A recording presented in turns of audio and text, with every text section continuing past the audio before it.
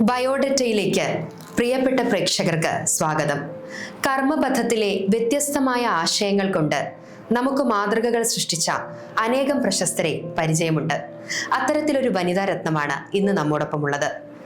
70-ാം വയസ്സിലും 17ന്റെ ചുറുചുറുക്കോടെ പുതിയ പാഠങ്ങൾ പഠിച്ചുകൊണ്ടേയിരിക്കുന്ന 14 ബിരുദാനന്തര ബിരുദവും 2 ഡോക്ടറേറ്റും നേടി രാഷ്ട്ര അന്താരാഷ്ട്ര പുരസ്കാരങ്ങൾ നേടിയ പ്രിയപ്പെട്ട ഡോക്ടർ ട്രീസ. നമസ്കാരം.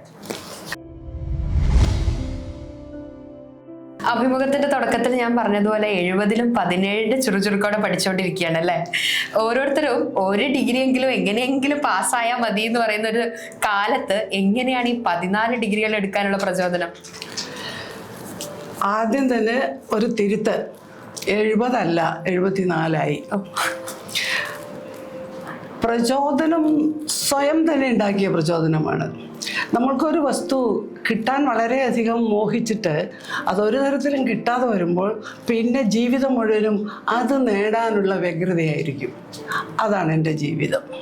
കുട്ടിക്കാലത്ത് സാമാന്യം നല്ലൊരു തറവാട്ടിൽ ജനിച്ചു, സമ്പത്തൊക്കെ ഉണ്ടായിരുന്നു. പക്ഷേ എന്നെ സംബന്ധിച്ചിടത്തോളം ഒരു പെൺകുട്ടി എന്ന നിലയിൽ വളരെ കഷ്ടപ്പാടായിരുന്നു. കാരണം അമ്മ ഒരു രോഗിയായിരുന്നു. അതുകൊണ്ട് കുറേ മക്കളും ഒക്കെയുള്ള വീടാണ്.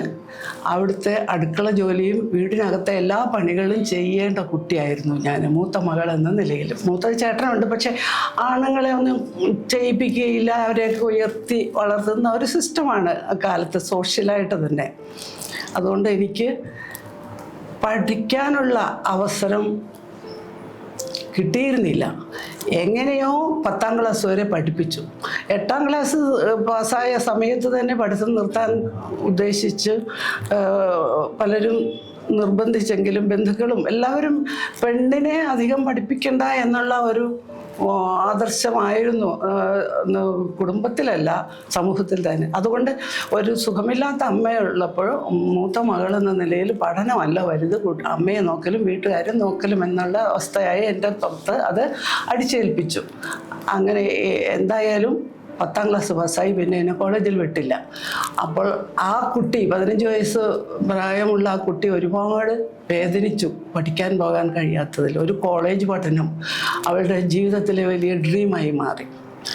അങ്ങനെയുള്ള ആ മനസ്സ് കൊണ്ടാണ് മുമ്പോട്ട് എല്ലാവരും പറയുന്നതനുസരിച്ച് ജീവിക്കാതെ പറ്റില്ല, വീട്ടുജോലിയും നോക്കി ഇളയ കുട്ടികളെയും നോക്കി അങ്ങനെ വളർന്നു വന്നു.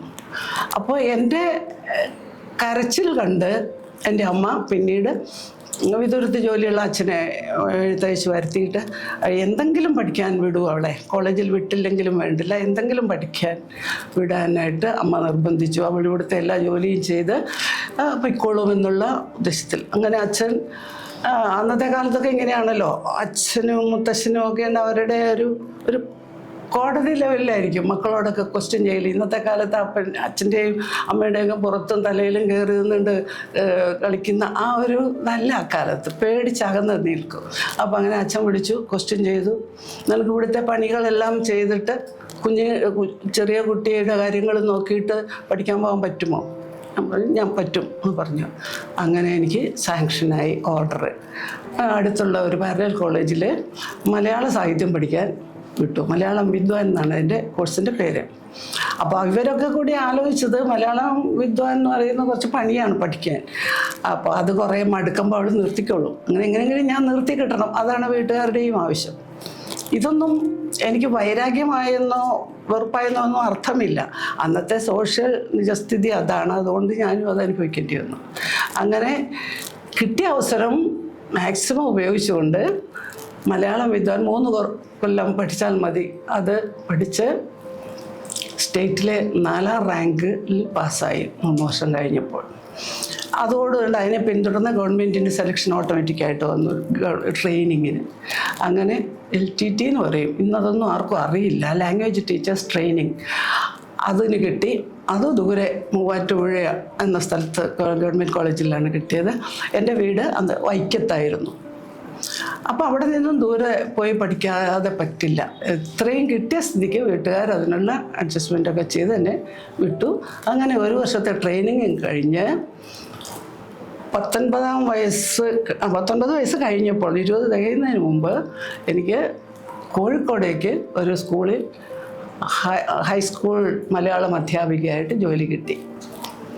അങ്ങനെ ഉർവശി ശാപം ഉപകാരമായി എന്ന് പറയുന്നത് പോലെ എന്നെ സാധാരണ കുട്ടികളെ പോലെ കോളേജിൽ വിടാതിരുന്ന ആ കാരണത്താൽ എനിക്ക് അവരെക്കാൾ മുൻപ് നല്ല ഉദ്യോഗത്തിൽ കയറാൻ സാധിച്ചു.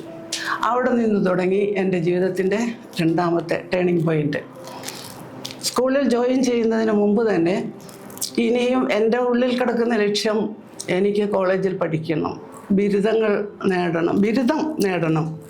ആ ആഗ്രഹം ഉണ്ടായിരുന്നതിനാൽ ജോലിയിൽ ജോയിൻ ചെയ്യുന്നതിന് മുൻപ് തന്നെ കോഴിക്കോട് വന്ന് ഇവിടെ പഠിക്കാനും ചേർന്നു, ജോലിക്കും ചേർന്നു. അപ്പം സെന്റ് ജോസഫ് ആംഗ്ലോ ഇന്ത്യനിലാണ് ആദ്യമായിട്ട് അധ്യാപികയായി ജോലിയിൽ പ്രവേശിക്കുന്നത്. അവിടെ നിന്നാണ് ലീവ് എടുത്ത് പിന്നീട് ഒരു ബിരുദം കരസ്ഥമാക്കണം എന്നുള്ള ചിന്തയോടുകൂടി ഒരു കോളേജിലേക്ക്. അവിടെ നിന്നല്ല, അവിടെ ജോലി കിട്ടി. അതൊരു പക്ക ഇംഗ്ലീഷ് സ്കൂളായിരുന്നു, അന്നത്തെ ആംഗ്ലോ ഇന്ത്യൻ സ്കൂള്. അപ്പോൾ അവിടെ ലീവ് വേക്കൻസിയാണ്, 3 മാസത്തേക്കേ ഉള്ളൂ ആ ജോലി. അവിടെ ചേർന്നപ്പോഴാണ് അവിടെ എനിക്ക് ജീവിച്ചു പോകണമെങ്കിൽ ഇംഗ്ലീഷ് പഠിക്കണം എന്നുള്ള അതിൻ്റെ ആവശ്യകത മനസ്സിലായി. കാരണം ഒറ്റ കുട്ടിക്കും മലയാളം അറിയില്ല. ഞാൻ മലയാളം എടുക്കണമെങ്കിൽ അത് ഇംഗ്ലീഷിൽ പഠിപ്പിച്ചു കൊടുക്കണം. അത്രയും കാലത്തെ ഏകദേശമുള്ള കാണാതെ പഠിച്ച ഇംഗ്ലീഷൊക്കെ വെച്ചിട്ട് ഒപ്പിച്ചൊക്കെ പോയി. പക്ഷെ അന്ന് മനസ്സിലായി ഇംഗ്ലീഷ് പഠിക്കാതെ ജീവിക്കാൻ പറ്റില്ലെന്ന്. അവിടെ തന്നെ ഒരു ആംഗ്ലോ ഇന്ത്യൻ സിസ്റ്ററിൻ്റെ അടുത്ത് ഇംഗ്ലീഷ് ട്യൂഷനിൽ ചേർന്നു. ഇംഗ്ലീഷ് ഉച്ചാരണം മുതൽ അവിടെ നിന്നും പഠിച്ചു. പിന്നീട് 3 മാസത്തെ ജോലി കഴിഞ്ഞപ്പോൾ എനിക്ക് വീണ്ടും കേരള ഗവൺമെൻറ് സ്കൂളിലേക്ക്, മാനേജ്മെൻറ്റ് സ്കൂള്, അങ്ങോട്ടേക്ക് ജോലി കിട്ടി. അപ്പോൾ അതിനുശേഷം അപ്പോൾ ഞാൻ ഈ മലയാളം BA പഠിക്കാൻ ചേർന്നു. ഈ വിദ്വാനം ഉണ്ടെങ്കിലും അത് ഡിപ്ലോമയാണല്ലോ. മലയാളം BAക്ക് കാലിക്കറ്റ് യൂണിവേഴ്സിറ്റിയിൽ വിദ്വാനുള്ള ഒരു വ്യക്തിക്ക് മലയാളം മെയിൻ എഴുതണ്ട, ഇംഗ്ലീഷ് മാത്രം എഴുതിയാൽ BA മലയാളം തരും. അങ്ങനെ അതിന് ചേർന്ന് പഠിച്ചു. 2 വർഷം വേണം. ഫസ്റ്റ് ഇയറിൻ്റെതും സെക്കൻഡ് ഇയറിൽ 2 പേപ്പറും പാർട്ട് 1 ഇംഗ്ലീഷ് എന്ന് പറയും. അതിനെ പഠിച്ച് പാസ്സായാൽ BA കിട്ടും. അങ്ങനെ അവിടെ നിന്നും കോഴിക്കോട് കാലിക്കറ്റ് യൂണിവേഴ്സിറ്റിയിൽ നിന്നും മലയാളം BA പാസ്സായി. BA പാസ്സായതിനു ശേഷം വീണ്ടും ഒരു ബിരുദം എടുക്കണമെന്നും ഇപ്പോൾ ഈ 14-15 ബിരുദം വരെ എത്തി നിൽക്കുന്ന ഈ ഒരു യാത്ര ഉണ്ടല്ലോ, അതിനുള്ള പ്രചോദനം എന്താണ് സത്യത്തിൽ? പ്രചോദനം വിശന്നു വലഞ്ഞിരിക്കുന്ന ഒരാളുടെ മുമ്പിൽ പെട്ടെന്ന് വിഭവസമൃദ്ധമായ സദ്യ കണ്ടാൽ അവരത് ഒന്നായിട്ട് വാരി കഴിക്കണമോ കുറേശ്ശേ തിന്നണമോ എന്ന കൺഫ്യൂഷൻ വന്നുകൊണ്ട് അതിനെ സമീപിക്കുന്നതിൻ്റെ ആ ഒരു വ്യത്യാസം പോലെയാണ് എനിക്ക് സ്വന്തമായ പൈസ കിട്ടി ആകാൻ തുടങ്ങി, സ്വന്തമായ അവസരങ്ങൾ കിട്ടി.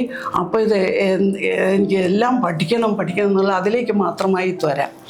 അങ്ങനെ BA പാസ്സായതോടുകൂടി പാർട്ട് 1 ഇംഗ്ലീഷിൻ്റെ മാർക്കിന്മേൽ എനിക്ക് ഇംഗ്ലീഷ് MAക്ക് അഡ്മിഷൻ കിട്ടി. Kozhikode saint Joseph college Devagiri. അവിടെ ഈ രണ്ടാമത് എനിക്ക് ജോലി കിട്ടിയത് Calicut girls higher secondary school. Higher secondary പിന്നീടാണ് ആയത്. കാലിക്കറ്റ് ഗേൾസ് ഹൈസ്കൂളിലാണ്. അവിടെ നിൽക്കുമ്പോൾ വർക്ക് ചെയ്യുമ്പോൾ തന്നെ ഈ കോളേജിൽ കിട്ടിയപ്പോൾ പിന്നീട് അവിടുന്ന് ലീവ് എടുത്ത് 2 വർഷം ദേവഗിരി സെൻറ്റ് ജോസഫ് കോളേജിൽ ഇംഗ്ലീഷ് MAക്ക് പഠിച്ചു. പലർക്കും ചരിത്രം സൃഷ്ടിക്കാൻ പറ്റും, പക്ഷെ മാതൃകയാവാൻ വളരെ കുറച്ച് പേർക്കേ പറ്റുള്ളൂ. എനിക്ക് തോന്നിയിട്ടുള്ള ടീച്ചർ അത്തരത്തിലൊരു മാതൃകയാണ്. ജീവിതത്തിൽ പല പ്രതിസന്ധികളിൽ നിന്നും ഊർജ്ജം ഉൾക്കൊണ്ട് മുന്നോട്ട് പോകാനുള്ളൊരു മാതൃക. എന്നിരുന്നാലും ഒരു കുടുംബത്തിലേക്ക് കിടക്കുന്ന സമയത്ത് അതിൻ്റെ കുറേ ബാരിയേഴ്സ് ഉണ്ടാവും. പിന്നീട് പഠനത്തിലേക്ക് കിടക്കുമ്പോൾ കുടുംബത്തിൻ്റെ ഒരു സപ്പോർട്ട് എങ്ങനെയായിരുന്നു? സപ്പോർട്ടല്ല, എതിർപ്പുകളായിരുന്നു എന്നുള്ളതാണ് എനിക്ക് കിട്ടിയ ഏറ്റവും വലിയ സപ്പോർട്ട്. കാരണം സ്വാഭാവികമായിട്ട് ഇതിനിടയിലൊക്കെ വരേണ്ടതായ കല്യാണം, കുട്ടികൾ ജനിക്കൽ, ഇതൊക്കെ അതാത് കാലങ്ങളിൽ നടന്നുകൊണ്ടിരുന്നു. അപ്പോൾ ഒരു കുടുംബ ജീവിതത്തിലേക്ക് പ്രവേശിച്ചു കഴിഞ്ഞാൽ പഠനം ഒരിക്കലും ശരിയാവുകയില്ല. അതിൻ്റേതായ ബുദ്ധിമുട്ടുകൾ എനിക്കും ഉണ്ടായി. അത് എനിക്ക് എൻ്റെ കുട്ടിക്കാലത്തെ ജീവിതം എനിക്ക് കൂടുതൽ വഴിതെളിച്ചു. കാരണം കുട്ടിക്കാലത്ത് ആരെയും ബുദ്ധിമുട്ടിക്കാതെയൊക്കെയാണ് ഞാൻ എല്ലാവർക്കും ചെയ്യേണ്ട കടമകളൊക്കെ ചെയ്തു കൊടുത്ത്, ഭക്ഷണം കൊടുത്ത്, അവരെയൊക്കെ കുട്ടികളൊക്കെ ആകുമ്പോൾ അതെല്ലാം കഴിഞ്ഞ് വീടിൻ്റെ അകത്തെ ജോലിയെല്ലാം കഴിഞ്ഞിട്ട് എല്ലാവരും ഉറങ്ങി കഴിഞ്ഞുള്ള സമയമായിരുന്നു ഞാൻ പഠിക്കാൻ ഉപയോഗിച്ചിരുന്നത്. അതുകൊണ്ട് ആരെയും ബുദ്ധിമുട്ടിപ്പിക്കാതെ എൻ്റെ കാര്യത്തിലേക്ക് സമയം കണ്ടെത്തി അതിൽ കൂടി പോകാനുള്ള ഒരു മുൻപരിചയം എനിക്കുണ്ടായിരുന്നു. അങ്ങനെ പോയി. വീട്ടിലെ ഭർത്താവ് കുഞ്ഞുങ്ങളായി കഴിയുമ്പോൾ അവരെ നോക്കുന്നത് മെയിൻ. അത് ആ സമയത്ത് ഞാൻ അവർക്ക് വേണ്ടി മാത്രം നിന്നു. എന്നാലും നമുക്ക് കിട്ടും നമ്മുടേതായ ഒരു സമയം. കുട്ടികൾ ഉറങ്ങിക്കഴിഞ്ഞ് അവരൊക്കെ അവരുടെ കാര്യങ്ങൾക്കൊക്കെ പോയി കഴിയുമ്പോൾ നമ്മൾക്ക് കിടക്കില്ലേ സമയം. അങ്ങനെയൊക്കെയുള്ള സമയത്തായിട്ട് പഠിച്ചു. അങ്ങനെ എപ്പോഴും സമയം തികയുന്നില്ല എന്ന് പറഞ്ഞ് പല സ്വപ്നങ്ങളും മാറ്റിവെക്കുന്ന സ്ത്രീകളോട് എന്താണ് പറയാനുള്ളത്? അവരോട് എനിക്ക് പറയാനുള്ളത് അങ്ങനെ ചെയ്യരുത്. ഞാൻ ബാബുരാജ് മ്യൂസിക് കോളേജിൻ്റെ മ്യൂസിക് അക്കാഡമിയുടെ പ്രിൻസിപ്പൾ ആയതിനു ശേഷം എത്രയോ പെണ്ണുങ്ങൾ, അടുക്കളയ്ക്കകത്ത് മാത്രം കണ്ടിട്ടുള്ള എത്രയോ പെണ്ണുങ്ങൾ അവിടെ പാട്ട് പഠിക്കാൻ വന്നു. അവരിൽ നിന്ന് പലരും എനിക്ക് അഭിമാനപൂർവ്വം പറയാം, എന്നെ കണ്ട് അവർ പുറത്തേക്ക് ഇറങ്ങി പഠിക്കാനൊക്കെ തുടങ്ങി. കുറേയധികം പേരുണ്ട്. അപ്പോൾ അവർക്കൊന്നും മനസ്സിലായിരുന്നില്ല ഇതിനെ നമ്മൾക്ക് എങ്ങനെ സമീപിക്കാം എന്നുള്ളതൊക്കെ അവർക്കും ഞാൻ ഓരോ അവസരങ്ങളിൽ പറഞ്ഞു കൊടുക്കും. നമ്മുടെ ഉത്തരവാദിത്വം ഒന്നും കളയരുത്, ആരോടും ഫൈറ്റ് ചെയ്യരുത്. അമ്മായിയമ്മയോടോ അതൊക്കെ നമുക്ക് വലിയ എതിർപ്പുകൾ ഉണ്ടാവുമല്ലോ. അവരുടെയൊക്കെ മുമ്പിൽ നമ്മൾ പഠിക്കാൻ പോയാലും അവർക്ക് ഇഷ്ടപ്പെടില്ല. അപ്പോൾ അവിടെയൊക്കെ നമ്മൾ ടാക്റ്റ്ഫുള്ളായിട്ട് നിൽക്കണം. നമ്മളങ്ങനെ അതാ പറയുക, നമ്മുടേതായ സമയം നമ്മൾക്ക് കിട്ടും, അതിനെ യൂട്ടിലൈസ് ചെയ്യുക. ആ സമയത്ത് കൊമ്പത്ത് കളിക്കാൻ പോലെ അങ്ങനത്തെയൊക്കെ ഒരു മറ്റുണ്ടല്ലോ സ്വാഭാവികമായിട്ട് പെൺകുട്ടികൾ ചെയ്യുന്ന അങ്ങനത്തെ സ്വപ്നങ്ങളും പ്രവൃത്തികളും എനിക്ക് ഉണ്ടായിരുന്നില്ല. ഈ പ്രേമിച്ച് നടക്കലും എന്നൊക്കെ അല്ലേ, അത് തെറ്റെന്നല്ല ഞാൻ പറയുന്നത്. പക്ഷെ അതിനൊന്നും സമയം കിട്ടിയിരുന്നില്ല. ഒരുപാട് അവസരം കിട്ടിയിരുന്നു. പക്ഷേ അവിടെയൊക്കെ ഞാൻ ഈ ഒബ്ജക്ഷൻ, കാരണം എനിക്ക് എൻ്റെ ലക്ഷ്യം നേടണം, ഇതിലേക്ക് പോയാൽ അങ്ങനെ തുടർന്ന് നമ്മൾക്കൊരു ലക്ഷ്യമുണ്ടായിരിക്കണം. ഫസ്റ്റ് ഓഫ് ആൾ ആ ലക്ഷ്യത്തിലേക്ക് പോകണമെങ്കിൽ നമ്മൾ തന്നെ വഴിവെട്ടണം. ആ വഴിവെട്ടണമെങ്കിൽ ഇതിലേക്കൂടെ പോവുകയൊക്കെ ചെയ്താൽ നമ്മളുടെ ലക്ഷ്യം മുടങ്ങിപ്പോകും. തീർച്ചയായും. അതുകൊണ്ട് അതാണ് ഡിറ്റർമിനേഷൻ, പെർസിവറൻസ്. അതുണ്ടായിരുന്നത് കൊണ്ട് സാധിക്കുമെങ്കിൽ ചെയ്യുക, അത്രയേ ഉള്ളൂ. ഇതൊക്കെ ഞാൻ കീഴടക്കും എന്നുള്ളതൊന്നുമില്ല, ഒരിക്കലും ഇല്ല. ശ്രമിച്ചു നോക്കുക. അങ്ങനെ ദൃഢനിശ്ചയത്തോടുകൂടി ശ്രമിച്ചപ്പോൾ അതൊക്കെ എനിക്ക് പുഷ്പം പോലെ കൈകൾ കിട്ടി. സാധാരണയായിട്ട് ഈ പഠനം ക്രേസാക്കി ഒരുപാട് പേരെ പറ്റി നമ്മൾ കേട്ടിട്ടുണ്ട്, ഒരുപാട് പേരെ നമുക്ക് നേരിട്ടറിയാം. എന്നാലും അവരൊക്കെ ചെയ്ത് കണ്ടിട്ടുള്ളത് ഏതെങ്കിലും ഒരു വിഷയത്തിൽ പഠിച്ച് അതിന്റെ ഉന്നത പഠനങ്ങളിലേക്ക് പോകുന്നതാണ്. ടീച്ചർ എന്തുകൊണ്ടാണ് വ്യത്യസ്തമായ പല വിഭാഗങ്ങളിൽ ബിരുദവും ബിരുദാനന്തര ബിരുദവും PhD ഒക്കെ നേടിയത്? അതുപോലെ ലക്ഷ്യം എനിക്കും ഉണ്ടായിരുന്നു. ഏതെങ്കിലും ഒരു വിഷയത്തിൽ പഠിച്ച് അതിൻ്റെ ഹയർ പൊസിഷനിൽ പോയിട്ട് എനിക്ക് അതിൽ ജോലി നേടുക, എൻ്റേതായ ഒരു ജീവിതത്തിൻ്റെ മാർഗം പേഴ്സണലായിട്ട് നമ്മൾക്ക് ഒരു ജീവിതം ഉണ്ടാവണം. അതിനുവേണ്ടിയാണ് ആദ്യം ഈ മലയാള സാഹിത്യം പഠിച്ചു. അതിനുശേഷം മലയാളം BA അതെടുത്തു. ഞാൻ ഓൾറെഡി മലയാളം ഹൈസ്കൂൾ ടീച്ചറായിട്ട് ജോലി ചെയ്യുന്നുണ്ട്. അപ്പോൾ കോഴിക്കോട് എന്ന സ്ഥലത്ത് തന്നെ സെറ്റിൽമെൻറ്റും കല്യാണം കഴിഞ്ഞ കുട്ടികളും ഒക്കെ വളർത്തണമെങ്കിൽ അവരുടെ പഠന സൗകര്യങ്ങൾക്കായിട്ട് ആ സ്ഥലം തന്നെ ഫിക്സ് ചെയ്തു ഹസ്ബൻഡ്. അപ്പം പിന്നെ എനിക്ക് അവിടെ നിന്ന് ദൂരേക്ക് പോയിട്ടുള്ള വലിയ ജോലിയൊന്നും വേണ്ട, ഇപ്പോഴുള്ളതിൽ ഐ ആം കണ്ടൻറ്റ്. അങ്ങനെ പോയിരുന്നു. അപ്പോൾ എനിക്ക് മറ്റുള്ളവർ ഉദ്ദേശിക്കുന്ന പോലത്തെ ലക്ഷ്യം അതെനിക്കില്ല.